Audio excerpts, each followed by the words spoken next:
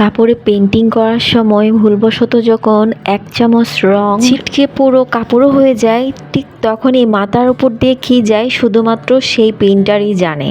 আজকে ঠিক আমার সাথে সেটাই ঘটেছে। এটা বিশাল বড় একটা বিছানার চাদর। আমার আব্বু যখন বাইরের দেশে থাকতেন ঠিক সেই সময়ে আম্মুর জন্য এই চাদরটা নিয়ে এসেছিলেন। এক কালারের চাদর হওয়াতে আম্মু কখনো এটা বিছানায় বিছাতো না।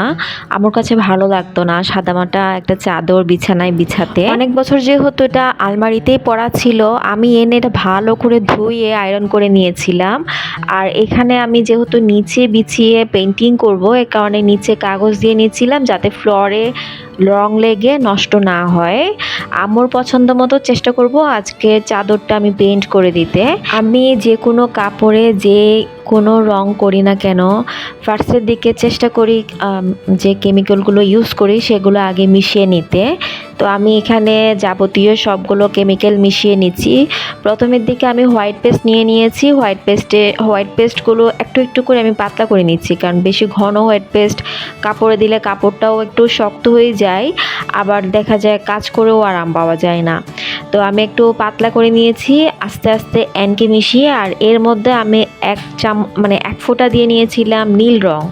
আমরা যেমন সাদা কাপড়ে নীল দিলে কাপড়টা অনেকটা উজ্জ্বল লাগে, নীল ছাড়া কাপড়টা ফ্যাকাশে মনে হয়, ঠিক তেমনই হোয়াইট পেস্টে আমার কাছে এক ফোঁটা যদি নীল রং দিই মনে হয় রঙের উজ্জ্বলতা অনেক বেড়ে যায়, না হয় আমার সাদা হোয়াইট পেস্টটা ফ্যাকাশে মনে হয়। এটা আমি সবসময় করে থাকি, আমার যারা রেগুলার ভিউয়ার্স আছেন তাদেরকেও সবসময় আমি এটা পরামর্শ দিয়ে থাকি। রং করার ক্ষেত্রে আপনারা হোয়াইট পেস্টের সাথে একটু নীল মিশিয়ে নেবেন। এরপরে আমি অন্যান্য যে রঙগুলো মিশাবো, যেমন এখানে আজকে আমি ইচ্ছা মতো কালার করতে পারবো, যেহেতু এটা একটা ক্রিম কালারের একটা চাদর। তো এখানে আমি অনেক অনেক রঙের আজকে মিশ্রণ করব, অরেঞ্জ কালার, লাল কালার, তারপর বেগুনি কালার, মেজেন্টা কালার, এইগুলোর ফুল দিব। আর পাতার ক্ষেত্রে আমি ডার্ক সবুজ, কলাপাতা কালার, লাইট সবুজ, বিভিন্ন কালার করব। আপনাদের সাথে আমি শেয়ার করব জাস্ট 2টা পাতার কালার দিয়ে আমি অনেকগুলো শেড করা যায়।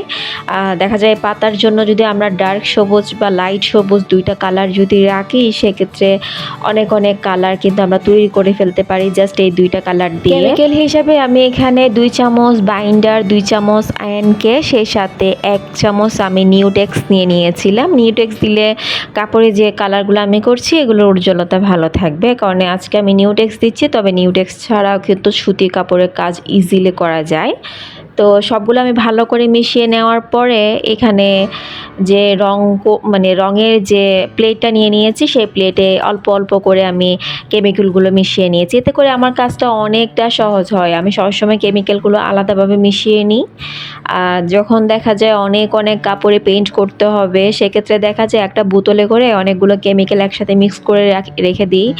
হয়তো দেখা যায় হাফ লিটার একটা বোতলে যদি আমি মিক্স করে রাখি, তাহলে সেটা আজকে এবং আগামীকালকে 2 দিন আমি ইউজ করতে পারি। অ্যাটলিস্ট 2 দিন ইউজ করা যায় যদি আমি এয়ারটাইট একটা বোতলে রাখি কেমিক্যালগুলো।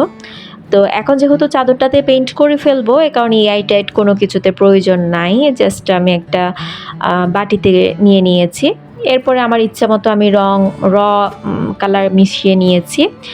তো রং করার ক্ষেত্রে আমি চাদরে সবসময় দেখা যায় আমার আম্মুর পছন্দ স্ট্রেপের চাদরগুলো, যেগুলো একদম আমি প্রায় সময় দেখেছি আম্মু স্ট্রেপ জাতীয় ডিজাইনগুলো বেশি পছন্দ করে। আর এটা যেহেতু একটা হোয়াইট কালার টাইপ চাদর, এখানে একটু আর কি ডার্ক কালার বা যেগুলো একটু কালারফুল সেই ধরনের পেইন্টগুলো ভালো লাগবে। তো আমি এখানে ফার্স্টে একটু গোলাপ শেড করে নিয়েছি। এখানে আমি হোয়াইট পেস্টের সাথে যে রঙগুলো ইউজ করেছি সেই রঙগুলো আর হোয়াইট পেস্ট 2টা মিশিয়ে এখানে আমি ফুলগুলো করে নিয়েছি। ফুলগুলো কিন্তু বাস্তবে কিন্তু অনেক বেশি সুন্দর লাগছিল। আসলে হ্যান্ড পেইন্টের কাজগুলো ক্যামেরার চেয়ে সরাসরি বেশি সুন্দর লাগে, যে একটু জীবন্ত মনে হয় সরাসরি। তো এখানে আমি পাতার ক্ষেত্রে 2টা পাতা একটু বড় করছি, বাকি পাতাগুলো ছোট করছি। আমার চোখে যে জিনিসটা সুন্দর লাগছে আসলে সেটাই আমি বাস্তবে রূপ দেওয়ার চেষ্টা করছি এখানে। যেহেতু এটা একটা ফ্রি হ্যান্ডে আঁকা ডিজাইন, আগে থেকে কোনো কিছু আঁকা থাকে না, সেক্ষেত্রে নিজের কল্পনার জগৎটাকে বাস্তবে রূপ দেওয়া। তো তো চেষ্টা করেছি আমি আমার মতো করে ডিজাইনটা তুলে ধরতে। আমার কাছে তো অনেক বেশি ভালো লাগছে, একেবারে বিছানায় ফুটিয়েছিল প্রতিটা ফুল, তারপর পাতাগুলো।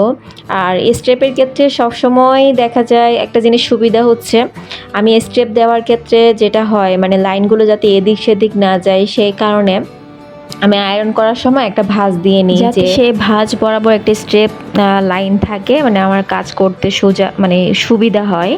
আর যাদের এই ধরনের একটু অসুবিধা মনে করবেন, তারা চাইলে পেন্সিলের সাহায্যে একটা দাগ টেনে নিতে পারেন, যাতে করে কাজ করতে সুবিধা হয়।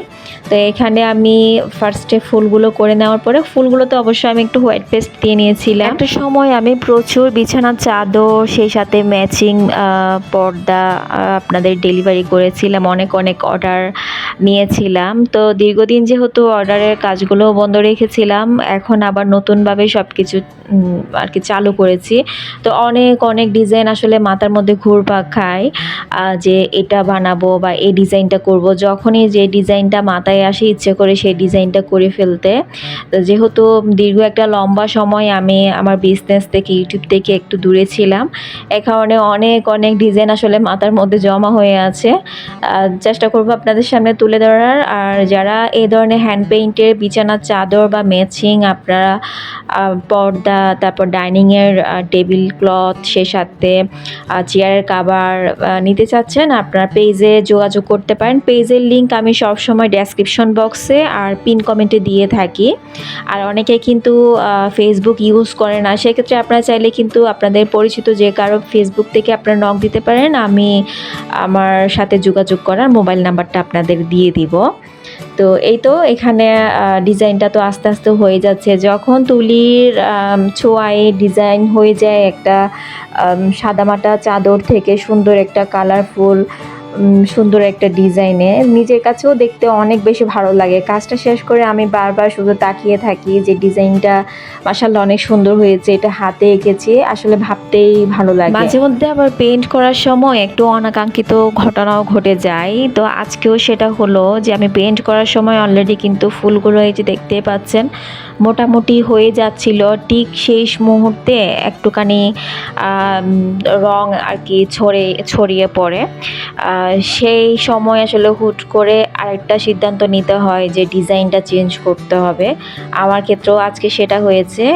তো আমি ডিজাইনটা আর কি আবার একটু চেঞ্জ করেছি, মানে আরও কিছু পাতা, তারপর আরও কিছু ফুল, এগুলো আমি অ্যাড করেছি। আসলে এরকমই করতে হয়।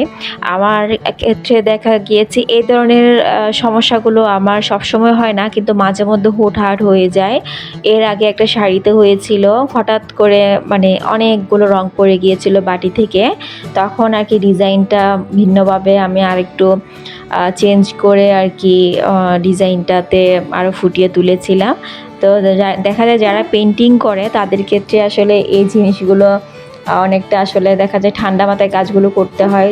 দেখা যায় আমার পেন্টিং প্রায় শেষ পর্যায়ে এসে গিয়েছে, ঠিক সেই মুহূর্তে যখন একটুখানি রং পড়ে যায় বা কাপড়টা নষ্ট হয়ে যাওয়ার পর্যায়ে যে রং পড়ে গিয়েছে, এখন আমি কি করব। এই যে দেখতে পাচ্ছেন রং পড়ে গিয়েছে, ক্যামেরা অন ছিল বিদায় আপনারা আজকে দেখতে পাচ্ছেন।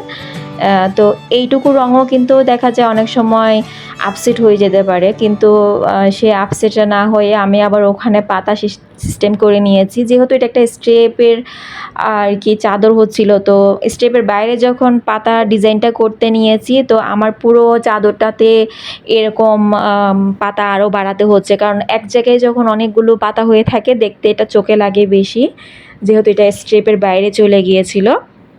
এই কারণে আমি আবার পুরো চাদরে আরও পাতা, তারপর এখানে সবগুলো যে শুধু পাতা দিলে ভালো লাগবে না, এই কারণে আবার ফুলগুলোর জন্য ফুলের কলিও দিয়েছি, মানে ছোট ছোট কালারফুল অনেকগুলো কলি দিয়েছি, আবার ওইগুলো থেকে মানে ওইগুলো ঢালপালা দিয়েছি। এই তো ফাইনাল লুক। আলহামদুলিল্লাহ এটা কমপ্লিট হয়েছে। আমি প্রায় 2 ঘন্টার মতো এটা শুকাতে দিয়েছিলাম। এটার বিছানার চাদরটাতে যেহেতু বালিশের কাভারে অলরেডি এমব্রয়ডারি ছিল, এর মধ্যে আমি আর পেন্টিং করিনি, কারণ পেন্টিং করলে অনেক বেশি হযবরল হয়ে থাকবে, এ কারণে আর করিনি। এই যে আমার বিছানায় বিছানার পরে তো এটা অনেক সুন্দর লাগছিল, আমার ছেলেরাও বলছিল চাদরটা আসলে অনেক বেশি ভালো লাগছিল। আশা করছি আপনাদের কাছেও ভালো লাগছে আমার আজকের এই টিউটোরিয়াল ভিডিওটা। পরবর্তী ভিডিওতে দেখা হবে ইনশাল্লাহ। সে পর্যন্ত সবাই ভালো থাকবেন, আমার জন্য দোয়া করবেন। আল্লাহ হাফেজ।